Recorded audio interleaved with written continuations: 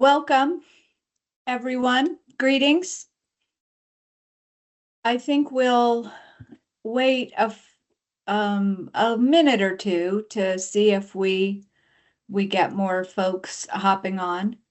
But in the meantime, I would like to welcome you to our first follow-up webinar from our Outdoor Recreation Summit that continues the conversation, the important conversation about outdoor recreation and outdoor experiences that celebrate success stories in outdoor recreation.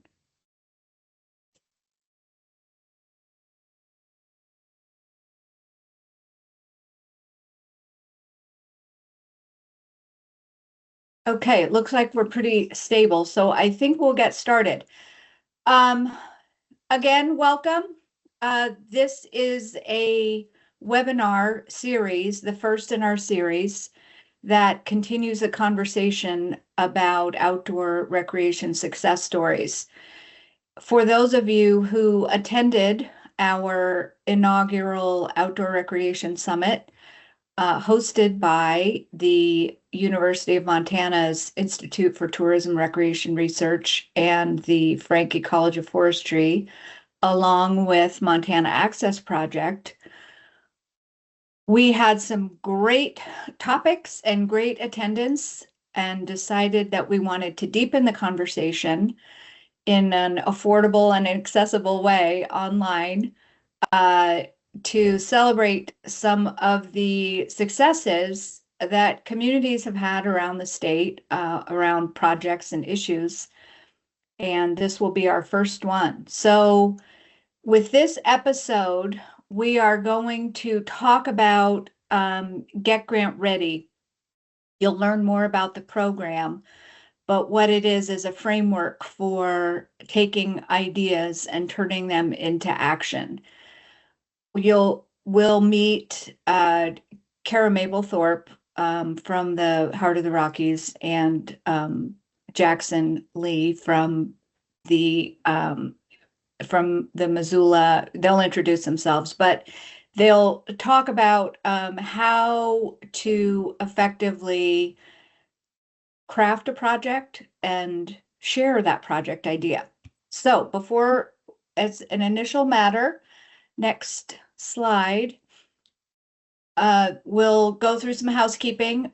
First of all, this episode will be recorded and shared. We'll make it available. The slides will be shared also, and we are going to ask at the end to have questions or comments submitted in the chat box, which you should see at the top of your screen. Next slide. So we'll do the introductions here. I am the facilitator of this discussion today. My name is Diane Conradi. I am the CEO and founder of Montana Access Project. We work with rural communities and their supporters to accomplish outdoor recreation experiences for all. We work across the state with leaders and craft programs to support folks in rural communities to have inspired places to get outdoors into nature. I work with Kara Maplethorpe. I will turn it over to Kara to talk about our partnership that we've crafted with Get Grant Ready, and she will in turn introduce Jackson. So Kara, turn it over to you. Awesome. Hi, everyone. Thanks for joining us. So I'm Kara Maplethorpe. I'm the Rural Initiatives Manager with Heart of the Rockies Initiative. Heart of the Rockies is a nonprofit that serves 29 different land trusts. And within my program, I get the opportunity to work with rural communities to help access grant funding for projects that folks really like to see. And as Diane said, I partner with Diane and Montana Access Project, and we worked together to create the Get Grant Ready framework, which we'll talk more about in the presentation. And part of that framework is a pitch fest where we got the pleasure of meeting Jackson in 2022. And I'm going to hand it over to Jackson to introduce himself. Thanks, Kara. Hello, everyone. My name is Jackson Lee. I work for Missoula County, currently as the Marshall Mountain Park Manager, but at the time of the project we'll be talking about today, I was a project specialist with Missoula County Parks, Trails, and Open Lands. And the mandate for that program's really quite broad. There's over 40 miles of trail and over 90 parks throughout Missoula County, and it's afforded a lot of opportunities to work with rural communities, and in this case, the Clinton community. So excited to share today. Awesome. Next slide.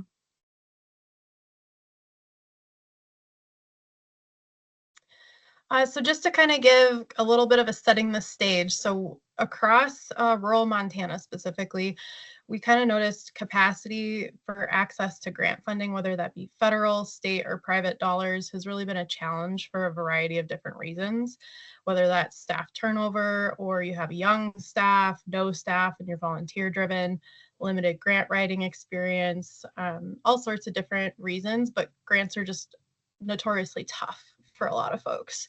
And so we, and when I say we, Montana Access Project and Heart of the Rockies Initiative partnered to really kind of visualize and make a tool happen that supports rural communities to get their ideas moving in a direction of a project.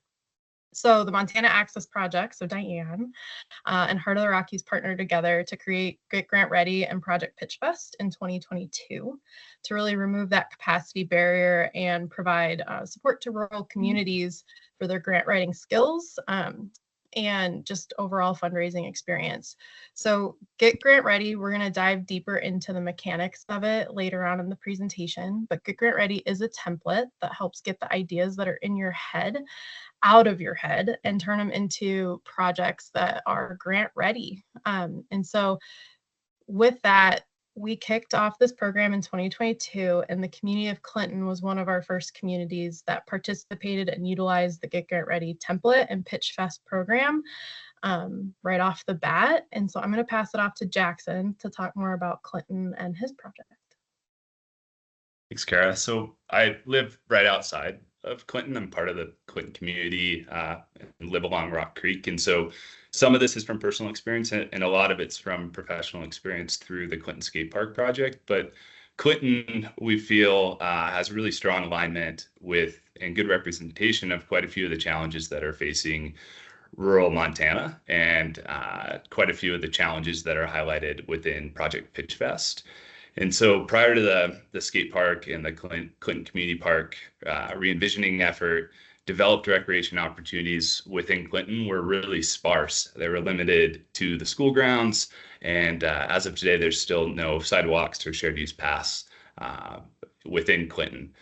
Clinton's located 20 miles outside of Missoula. And so often it's this close but not close enough scenario that we see in Clinton, where there's a lot of resource within the urban core, and at times that creates challenges and inequities within Clinton. Some good examples of this is if you drive throughout Missoula County, you will see a lot of abandoned ball fields, and there used to be civic organizations in place in these rural communities that fielded teams, including here at Clinton Community Park, that has since consolidated the Missoula urban core. So you pair that with a lack of public transportation from Missoula to Clinton, and what you're left with is something we've heard from Clinton school students is the challenges most felt in the summer. You have this developed recreation desert where there isn't the transportation needed to access Missoula necessarily, and there isn't the developed recreation opportunities within their communities. So that was the core of the project opportunity we had out in Clinton, was to provide a developed recreation amenity that worked towards addressing these challenges while also being realistic about the social structure of the community. And in some ways, the stars aligned. We had this absence and disinvestment, but we also had, because of that, opportunity. So on the photo on the right, this was the state of Clinton Community Park back in the spring of 2023. And towards the back of that photo, pretty hard to see, but there's an older community center. And that used to be a thriving part of the Clinton community. And then over the last 10 to 15 years, it went into a state of disrepair. And so some of the opportunity arose from the disrepair that was at the community center. It allowed us to apply for brownfields designation and funding through the EPA for a community envisioning process. And then that influx of investment and resource during the park visioning spurred many local connections. We had community meetings at the school, as well as Port Henry's, the bar in town. And one of the connections that came through the community visioning process was a local connection with Jeff Ament's Montana Pool Service and the Montana Skate Park Association. Those conversations led to this gift, but also a challenge. And so the gift was MPS and MSA put up over half of the project funding needed for skate park construction.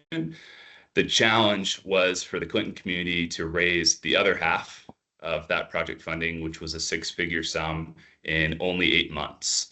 And so before we get into the challenges, I really want to highlight the importance of that gift and the presence that MPS and MSA have within Montana. So that support they've provided is not unique to Clinton. There's this regional phenomenon occurring throughout Montana that's focused on skate park development. And it's really led by these two organizations that make these first one in the door contributions within rural communities that then lead to this really inspiring amount of grassroots organizing and investment through the local communities. And so you pair those two pieces together, and what you're left with is there's now over 30 skate parks in tribal and rural communities throughout Montana.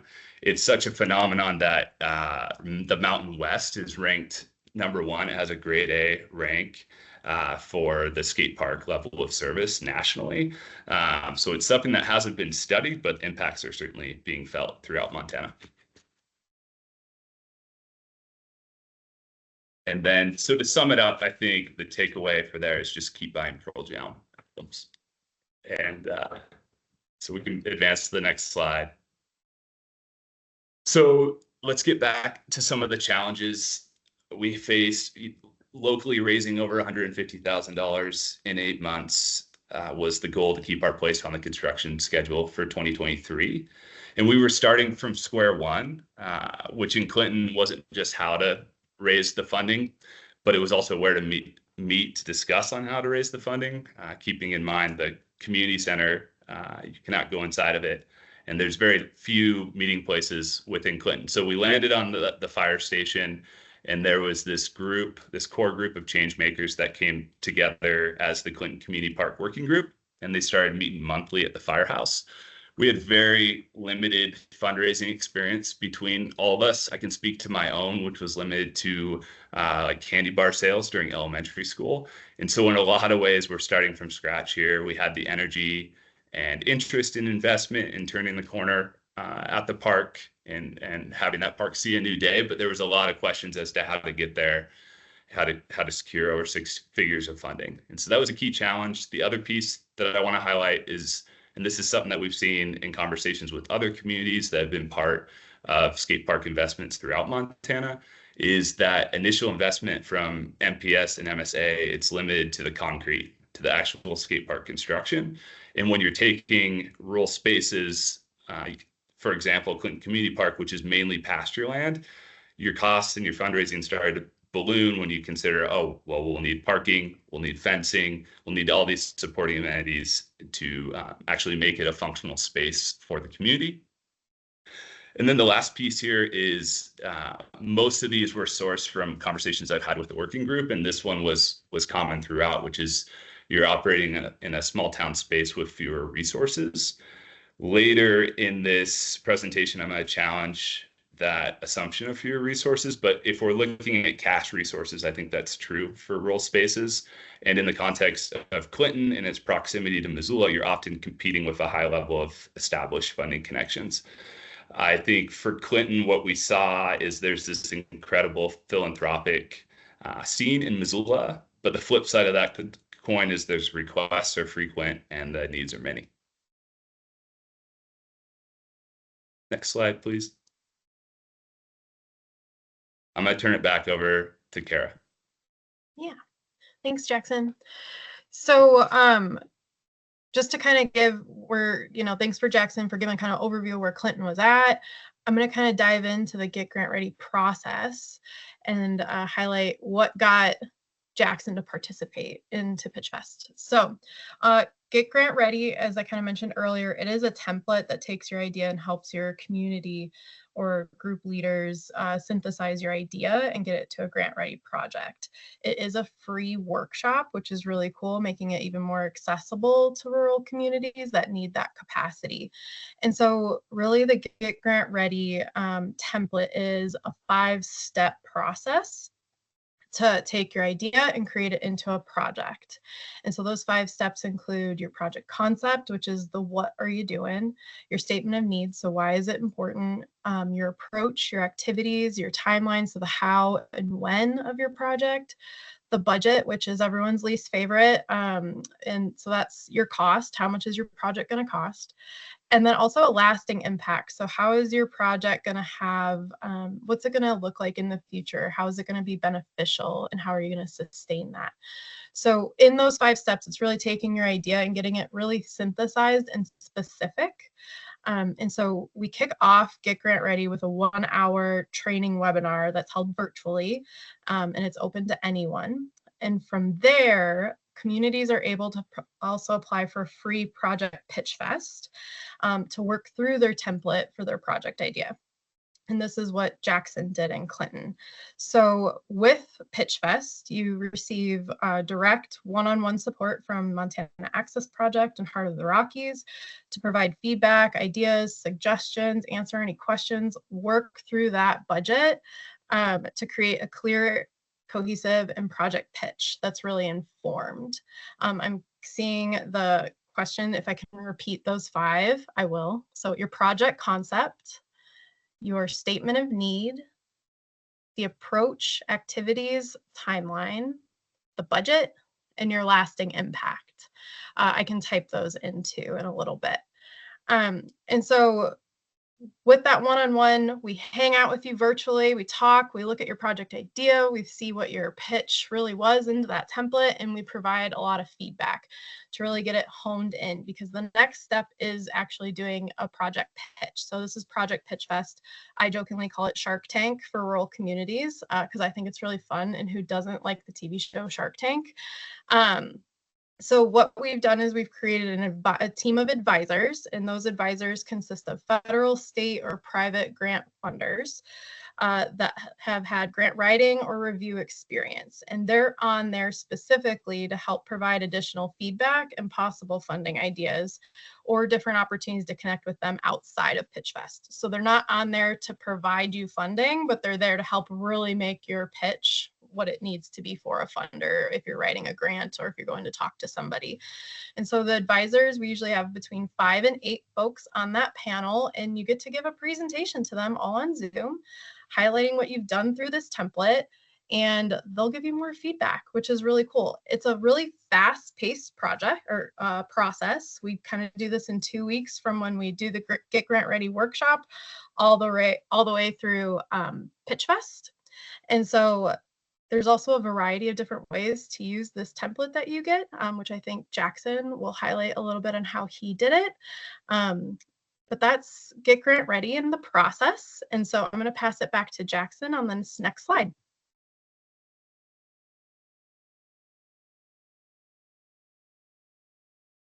Yeah, so for project processing success, timing and local investment continued to provide throughout the Clinton Skate Park project. And as Kara mentioned, we were one of the first communities to go through Project Pitch Fest. So we had this opportunity that coincided well with our fundraising goals and the community effort that we were convening. And I cannot emphasize enough the importance of Project Pitch Fest and Get Grant Ready and the support we had from Montana Access Project in the Heart of the Rockies. It really did distill and led to this fundraising strategy, as well as continued resources, and it catalyzed that fundraising over a challenging time window. I think for the Clinton community, we had a lot of interest and energy coming out of the reuse plan effort. And then there was a question of now what? And then there was the opportunity that came through MPS and MSA, but there was still a question of how do you relate this to the community need? And so going through Project Pitch Fest was this great exercise in distilling the why for the project.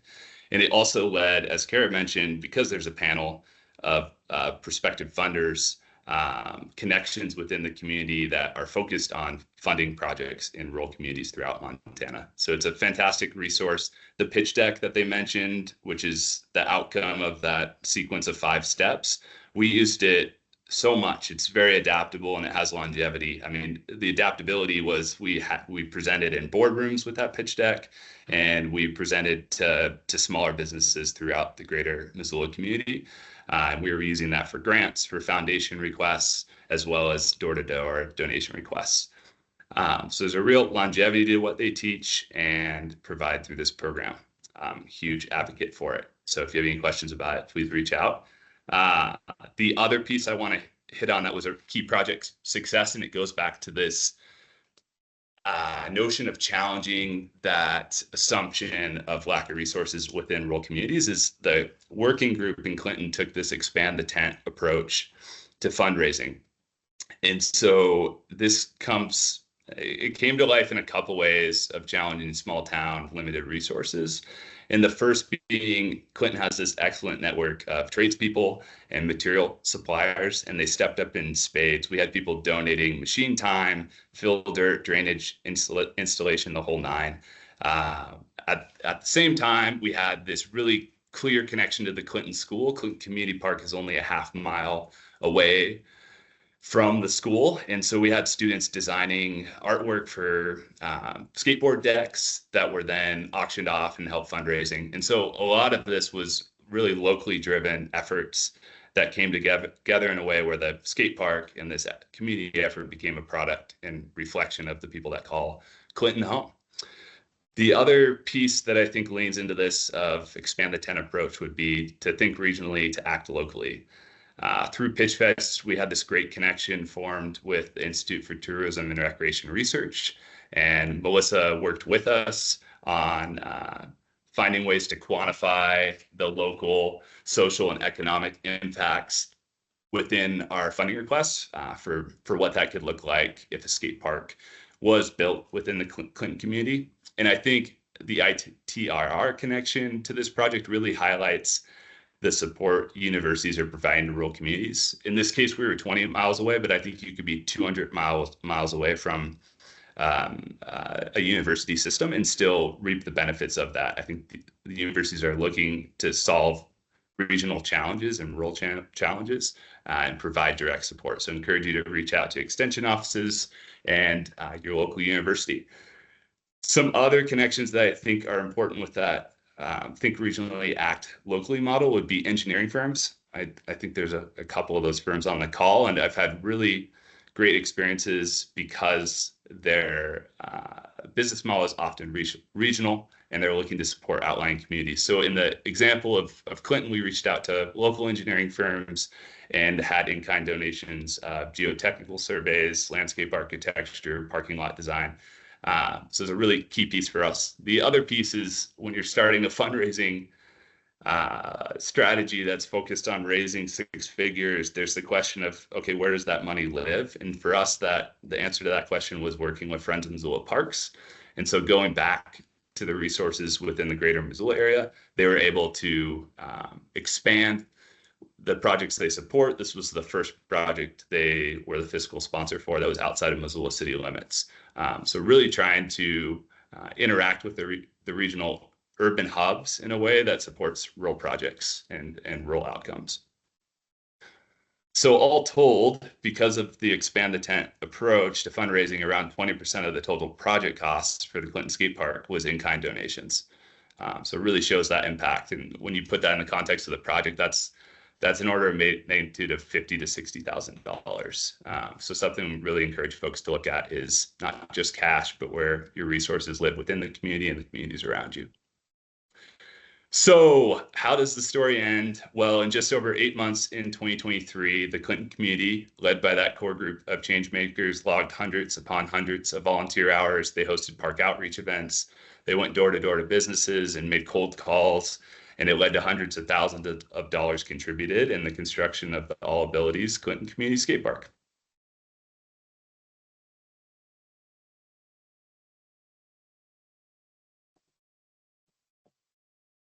Awesome. Next slide. Way to go, Jackson. It was so exciting. Wasn't part of this too, just a little side note, that wasn't there a student that doubted this whole project and you completely proved him wrong? Yeah, when we had the engagement process at the school with the reuse plan, we did a park envisioning process, which included the skate park element, but we had ideas for Clinton Community Park that ranged from like horse stables to a drive-through Starbucks. So there's a lot of creativity within this assignment. But one takeaway is there was a kid that planned out his ideal park and he said, but it won't happen here. And so that working group really challenged that assumption that I feel I often see in rural communities comparative to more resource places. And so, yeah, in the end, there's good momentum around the Clinton Skate Park, and there's plenty of kids locally that were out enjoying that first day of skating. Yeah. So big round of applause to you. So kind of just going, how has this all built momentum just from Get Grant Ready's perspective? We're going into the 3rd year of Get Grant Ready, which is very exciting for Diane and I, as well as Project Pitch Fest. In the first 2 years alone, we've reached over 250 people from not only Montana, but also in Idaho, Wyoming, Utah. We've had some folks from like the eastern side of things. We've also had Washington, D.C., lots of cool stuff. We also have 8 communities that have participated in Project Pitch Fest. So that's really exciting.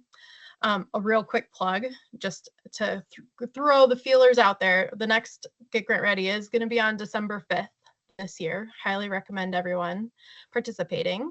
And Pitch Fest will be on December 19th. So definitely come join us for 2 weeks of fun. But really, Get Grant Ready and Project Pitch Fest has filled a need within rural Montana communities to provide them a tool that can be scaled or used at the community level, however folks need it, whether you're using it for grant writing, if you're using it for funder presentations, if you're using it to help even flesh out your programs and prioritize your programs within your organizations, or using it as an outreach tool. So it can be pretty broad. It's not just for outdoor recreation. You can apply it however. And so we're just really excited to keep moving this program and providing this tool for folks, especially at the end of this year. So next slide.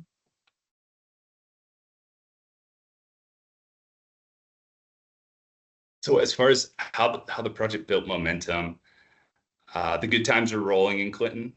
I used to sign off emails for a short spell because it didn't just end with the construction of the skate park at the top there, but it continued. And a lot of that was these newfound fundraising skills and community connections that the working group had. So once the skate park was in place, the next question was, well, how do we teach the Clinton school kids to skate or improve the skills they already have? And so the working group came together after skate park construction, which was done in October of 2023. And over the winter, they fundraised enough funding to support what will be 2 rounds of after school programming for the Clinton school students in 2024. And over 20 Clinton school students, they learned to ride or improve their skills, no cost for participation. There was also community donations made to cover the cost of safety gear, as well as a full skating kit, helmet, and skateboard deck for each of the kids that graduated from the after school program. And so what they hope to do in spring 2025 is replicate much of the same. In that lower photo, one of those instructors is Randy Caton, who lives out Beaver Tail, and he volunteered to be an instructor for the kids. So it was just this great continuation of that working group and their efforts, and it led to this opportunity to really engage the community and get local use at the Clinton Skate Park.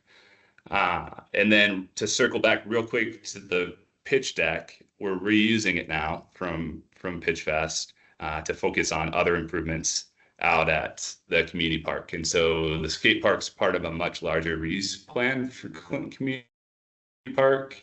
And currently that pitch deck's repurposed to try to build a shade shelter there. Underway out in Clinton.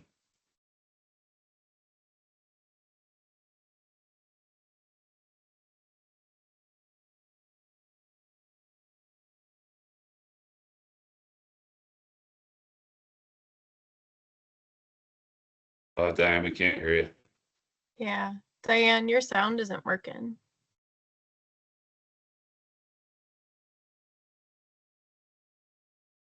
Can you hear me? Yeah. Okay. I just always get a kick out of hearing the story, how the story continues with how Jackson has been able to use that information. And I will just add, you know, it's not that there aren't resources out there. There are almost too many resources out there. So what Kara and I have made it our priority to do is not only introduce resources, but provide follow-up and guidance to do with and not for, or have people doing it on their own. Because you know what, anyone can watch a YouTube video, right? Okay, fix your washer. So next slide is this lessons. What lessons have you learned, and do you have any advice for communities going forward, both with the project and how to shape the project?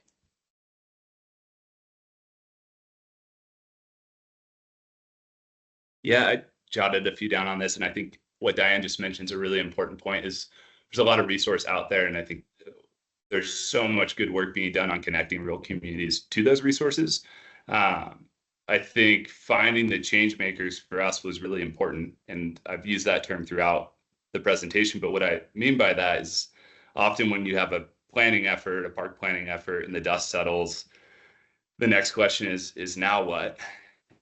And the number of people that capacity and are interested in answering that question is a much smaller number. Often find that the table gets smaller when you're past and onto the solution stage of the equation. And so for us, what that looked like is we just started very small. It started with 5 people in the back room of a firehouse, and it led to this great improvement at the park. And so I think a lesson for us was start somewhere. And I think there is benefit to keeping a smaller focus on the fundraising goals with a smaller group. Was easier to attain. Then the other piece I want to highlight is that thinking regionally to act locally. The story arc of Clinton, it starts and continues with the people that live and call Clinton home. But it also was greatly aided by resources outside of the Clinton community. So I think the importance of regional investment and partnership models is really highlighted by that. We had the support of ITRR, we had support of Montana Access Project in the heart of the Rockies. And then when we get back to it, Clinton and the skate park being there is because of this regional phenomenon that's going on around Jeff Ament's foundational investments in Montana Skate Park Association too. So it's really a question of how we can pool our resources within rural communities to act locally by thinking regionally. And many people are working on answering that question and providing extensions. So I've seen this in solving transportation challenges in rural communities by joining forces to meet federal funding requirements.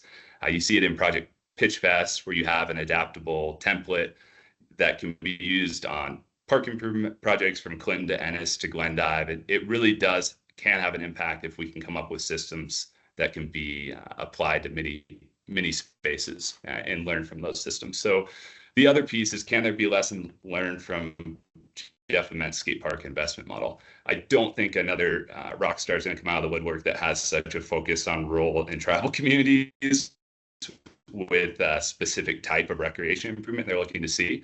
But it's something that hasn't been studied, either the impacts of that or the process that got to skate parks being constructed in these towns. So I think there's a lot to learn from conversations and study of what that looks like within these rural communities, and hopefully it can lead to process improvements or funding opportunities in other places throughout Montana. A couple others I had down was, when you need more cash, see if you can pick it up with in-kind contributions. And so highlighting that 20% of the total project cost was a really key part of the Clinton Skate Park story and success. Crowdsourcing a skid steer or a flatbed trailer is pretty easy in Clinton.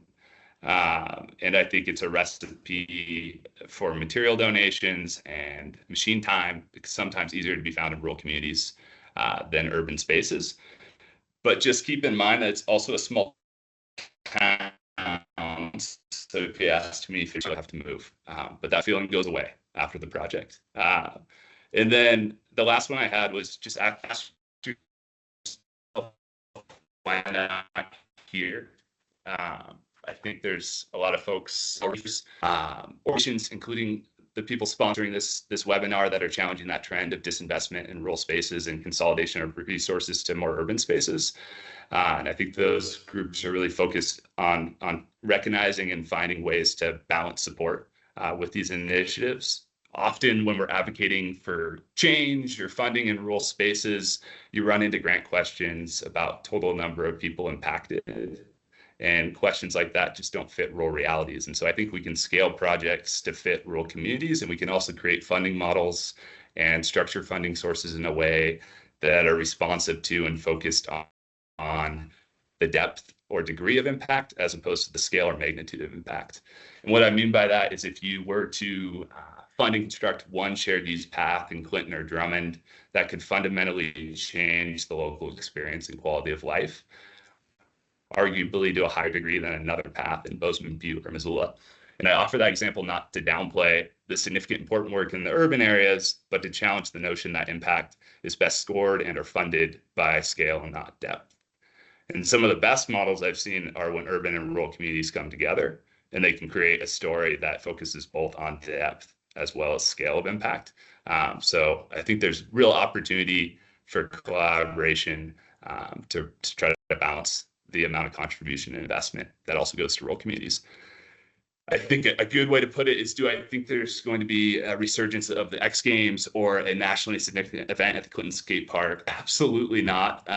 But at the same time, seeing a handful of local kids learning to skate at the park is a huge win. So just really leaning into the depth versus magnitude or scale. That's what I had for you.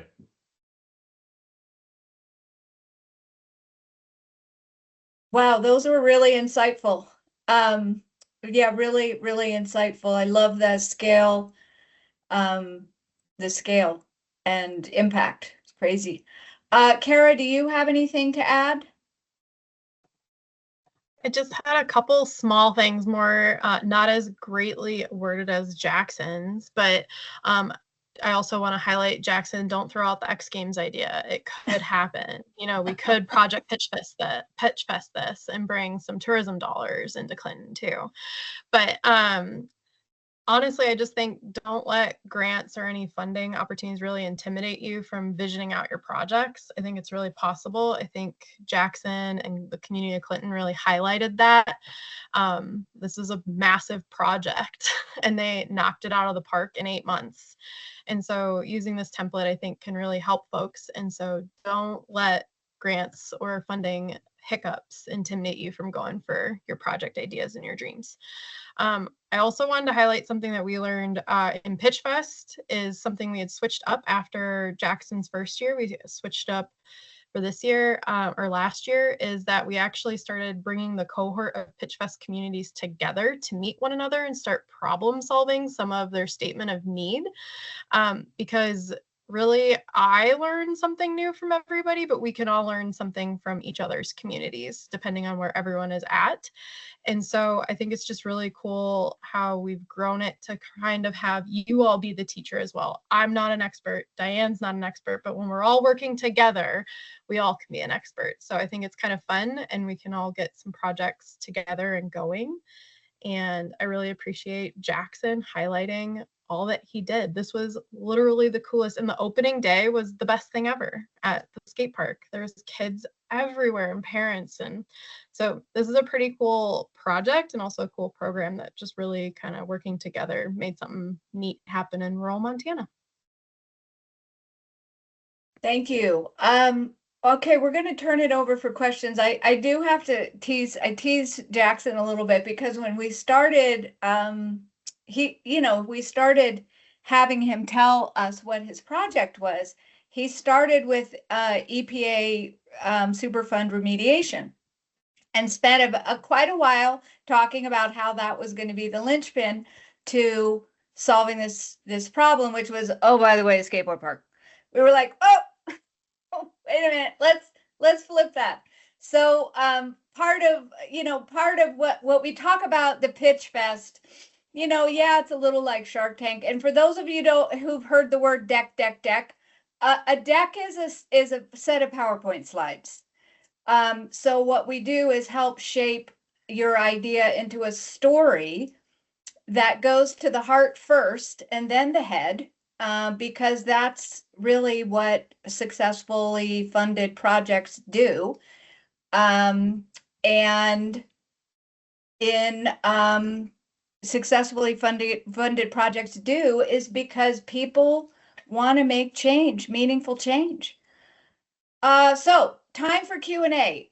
Do we have any questions? Enter them into the chat. I think do we have any outstanding questions that are haven't been answered in the chat? One question, if you're not looking, was is the Get Grant Ready template focused on outdoor recreation? Or is it adaptable? It's adaptable. It's adaptable to any project. And part of the reason that it came forward is because I go down a rabbit hole and start trying to think of a project. And I wanted a really simple way to get an idea out of my head and share it with other people in a meaningful way. So Kara and I challenged ourselves to kind of meet our own needs, which was like, how do you tell a story, compelling story, quickly? So that's what it is. And like I said, it's not that there aren't a million resources out there, but having ones that are supported, we like that. Okay, we have a hand up. Is someone able to see who that is, or? Okay. So hi. Sorry, I had the hand up, and I just wanted to say it won't let me type in the chat. I can react to other people's chats, but I can't actually type anything into chat, and I don't know why. I don't either. It's we'll figure it out for the next one. Is there something that we can answer for you or talk about? You have a question, comment? Yeah, well, yeah, I have like a million questions, but I'll start just with something. Is it better to go big or go home, or to start small? Like, is it better to say, here are all the 4 million things we'd love to accomplish, but we're just going to start with this. Like, we're going to start with one skate park, or we're going to start with 2 tiny skate parks and some skate spots in between to kind of link them? Or is it better to say, we need a new library, and we need a thing, and we need a this, and we need a that? Well, you know what I'm going to say, Kara. All of it. Just do all of it, right? Like that's what the project, that's what our template is for. You can do a small project, you can do a big project, you can do nested projects, but it helps take those ideas and get more rigorous about feasibility, reality. It just helps. It doesn't do it for you. It helps you do it for yourself. So I think I think that the framework can help you shape those ideas to make those determinations about go big and go small, because oftentimes they're not exclusive, right? You have to almost have the pieces, each piece, to be able to move forward with the other piece, because the reality is you have to be a little bit opportunistic. Anyone else have a comment on that? I agree with Diane. I think you can use it for go big, but then I think the template's actually really handy to phase your project out as well and get kind of granular. And so however you want to use it, we can help you work through that too. And when I see another question just to kind of touch on it really quick, that there's a link for the 2024 Get Grant Ready, and is this the workshop we're currently in? It's a little different. This one's just about the success story from a project back in 2022 using Get Grant Ready. And so the webinar for actually Get Grant Ready actually dives into how we utilize the template and what each 5 steps are. How do you do that? And so I think that would help everyone, whether you have a big idea or phased ideas or small ideas. I think one other piece to add is if you can find an anchor point, let's say it's a park development project. I think, it's unique to Montana, and the waiting list is growing, but also it's easier to fund a skate park in Montana than it is a playground in a lot of respects. And so it's pretty unique to the space we're in. But I would say that the key to that funding model is there's someone that's providing a foundational investment, which makes your fundraising easier. And so if there's a community need that could potentially have a larger dollar donor, it doesn't need to be in that order of magnitude. It really helps with fundraising conversations and also getting that momentum going within the community. Just starting somewhere. I will say that going big initially helps in terms of instills confidence within the community and confidence around, I could fundraise for a picnic shelter after we just fundraised for this skate park. So dream big.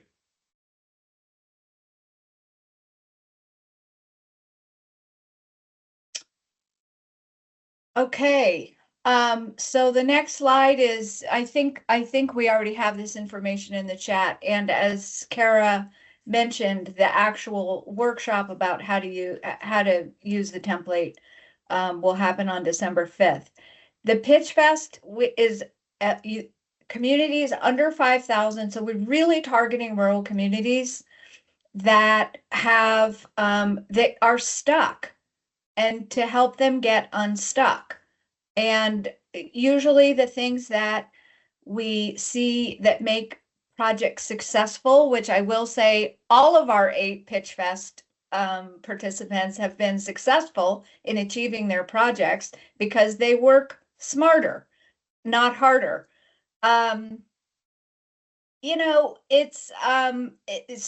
It's tailored to those smaller communities to give that kind of extra boost.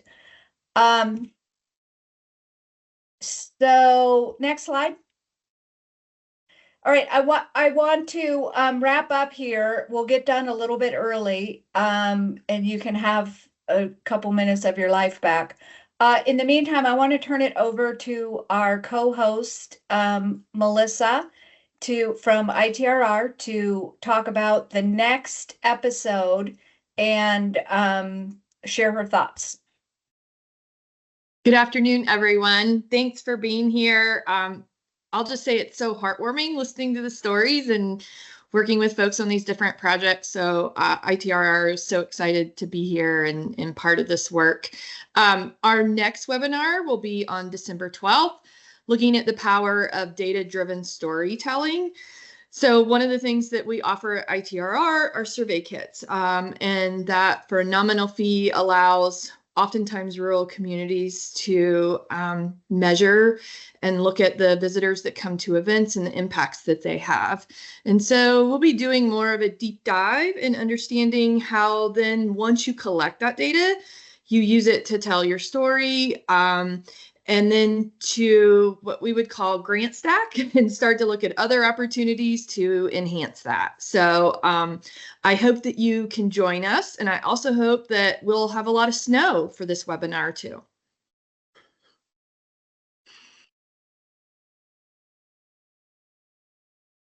I'm muted. Okay, so any final questions? Like we said, this will be recorded. It'll be available.